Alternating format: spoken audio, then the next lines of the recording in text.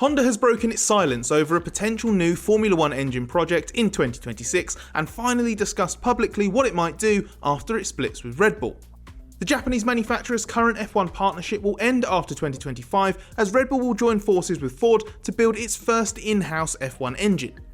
We started exploring what this meant for Honda in a previous video in which we revealed there had been initial talks with McLaren over a surprise reunion, which you can watch here if you haven't seen already.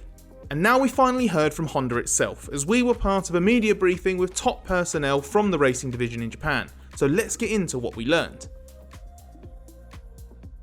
Honda claims it's been contacted by multiple teams since registering for the 2026 F1 engine rules. Honda officially quit F1 at the end of 2021 but continues to work assembling and supplying engines for Red Bull Racing and AlphaTauri with a slimmed down team in Japan. It's also started to reconsider its decision to quit and registered its interest in the next engine rules cycle with the FIA at the end of last year, which just guaranteed that the manufacturer remains involved in ongoing discussions. We understand that Honda was surprised to discover the FIA announced it so emphatically last month.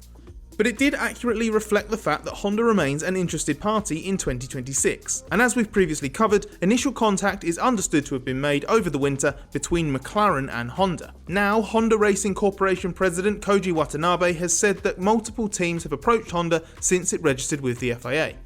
Though Watanabe would not disclose specific names, all of the independent teams can be considered legitimate contenders. Mercedes, Ferrari, Red Bull, Alpine and Audi are all committed to their own engine projects for works teams, which leaves McLaren, Aston Martin, Haas and Williams as free agents. But we can rule out Haas given it's so dependent on Ferrari, using its wind tunnel, operating a design office out of Maranello and taking as many supplied parts as the rules allow. McLaren, Aston Martin and Williams, all coincidentally Mercedes customers, must all be considered legitimate contenders. McLaren's fun because it raises the prospect of a surprise reunion between the two organisations that fell out so spectacularly across 2015 to 2017. But Aston Martin is particularly interesting given the immense investment going into that project and the fact it has been extremely vocal about having a works partnership of some kind, even at one stage mooting its own engine entirely. Williams, a former Honda partner of course, would be the least desirable option on paper. Though a works deal would likely greatly appeal to the once great team, it is comfortably the least competitive prospect for Honda, at least in the short term. But the key thing for any interested party is when Honda actually hurries up and makes a choice. Watanabe confirmed that Honda wants to monitor what F1 is doing, although stressed that no concrete decision has been made on whether or not it will commit to a 2026 project. Honda quit F1 to focus its resources on carbon neutrality projects to aid an automotive business that had fallen behind its rivals.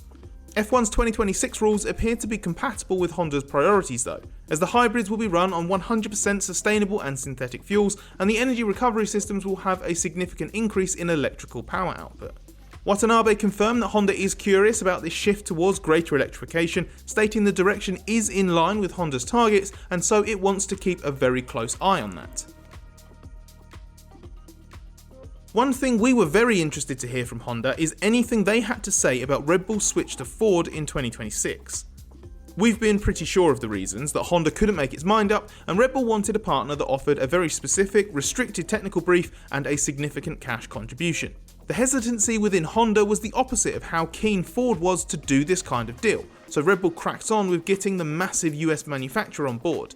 But Red Bull and Honda had plenty of discussions of their own about continuing the partnership, which has been so successful and produced a great working relationship. So it was slightly strange at how quickly this all seemed to fall apart. Given the wins and titles they've picked up together, it's actually very easy to underestimate the emotional significance of Red Bull backing Honda at a time the company was on its knees in F1 and the fact it returned Honda to winning ways. So when Honda started to change its mind about quitting, it was natural to consider strengthening the Red Bull partnership again. We saw this last year with the late season symbolic change of stickers from HRC to Honda, and that deal was extended for 2023 through to 2025, with those stickers supported by the engines officially regaining Honda in the name on the F1 entry list, having just been Red Bull powertrains in 2022. It was seen as part of the lobbying for the partnership to continue beyond 2025, but in hindsight, maybe this is where the talks broke down. We know that Red Bull and Ford accelerated their discussions in the final months of 2022, so perhaps by October an unbridgeable divide had emerged between Red Bull and Honda. Whether that was diametrically opposed conditions for a partnership to work, or Honda's hesitancy about being in F1 altogether. There was an implication in Watanabe's careful answers about this on Monday that it was Red Bull who grew impatient. Watanabe kept things vague. He said that Honda received advance notice and that the partnership with Red Bull remains unchanged to the end of 2025, with Honda pledging its unwavering support to win as many titles until then.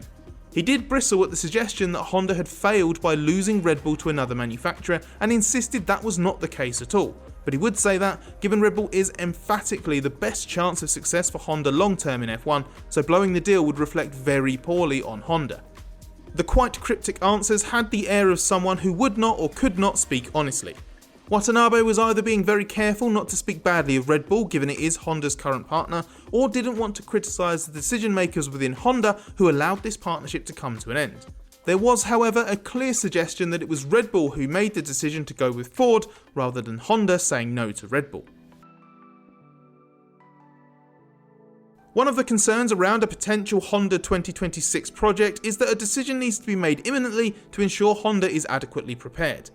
Honda's F1 operation has been stripped back in Japan since April last year, when Honda started to assign many members of staff to non-racing areas in pursuit of the company's carbon neutrality goals.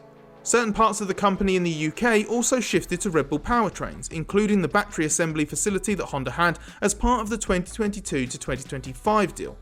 Honda has essentially kept enough staff engaged in F1 to build the engines, run real-time support from mission control on race weekends, and deal with addressing any reliability concerns with the current power unit in the engine freeze period. And when asked by us if Honda would need to increase its resources to manage a new project, Chief Engineer and F1 project leader Tetsushi Kakuda implied that Sakura is indeed only equipped to handle the needs of the current Red Bull arrangement because it is staffed on the assumption that no new development is required.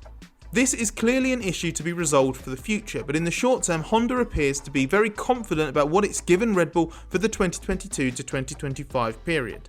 We know that Honda made an enormous step with its 2021 engine, which was the final full-scale development program that would be carried out with Honda officially in F1. This helped Max Verstappen win the Drivers' Championship in 2021 and is the basis for the engine that will be used until the end of 2025 in the current freeze. But there were some changes for 2022 in line with the switch to a 10% ethanol fuel mix, and Honda has now revealed it had some reliability issues as a result of this. Changes to the engine are permitted during the freeze for reliability reasons, and manufacturers also have one new software version they can introduce each year for the management of the internal combustion engine and the energy recovery systems respectively. All manufacturers have targeted both areas, but Kakuda has admitted that Honda found itself severely compromised on reliability last year because the adjustments it made to accommodate the new fuel led to a significant increase on the engine's internal load. Honda's reliability was actually quite good in terms of race finishes in 2022, but Kakuda is adamant there were problems that needed to be resolved. While this will not result in a Ferrari-like ability to run the engine with a chunk more power, it will help with some marginal performance gains. And there was a boast in Kakuda's 2022 reflections that was out of character for Honda. He said that Honda made a good step last year in understanding the software side of the engine, especially the control of the V6 and the energy management. Kakuda even said this added maturity in those technologies gave it a clear advantage last year, especially the MG UK deployment. This is uncharacteristically boastful, and if true, it's all the more reason to question why Honda has forced itself into such an awkward position for its future when it's currently enjoying life on top in F1. But if it is serious about continuing, it appears to have a few options. And if you want to learn more about the potential for a McLaren reunion specifically, check out the video we made on that here.